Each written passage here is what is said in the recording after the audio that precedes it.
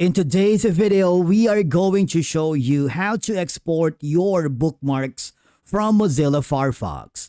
This is super useful if you are switching computers, backing up your data, or moving to another browser. Let's begin.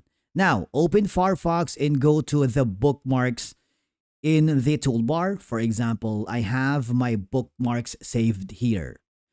Now, all I have to do is right-click on it and then scroll down until you find Manage Bookmarks. Okay? And then on the tabs here, all I have to do is very simple. Now, I want you to click the Import and Backup, and there is going to be a drop-down menu. Scroll down and click Export Bookmarks to HTML. And of course, just type the file name, click on Save. Firefox will export your bookmarks as an HTML file. And basically, that's it for today's video. Your bookmarks are now successfully exported.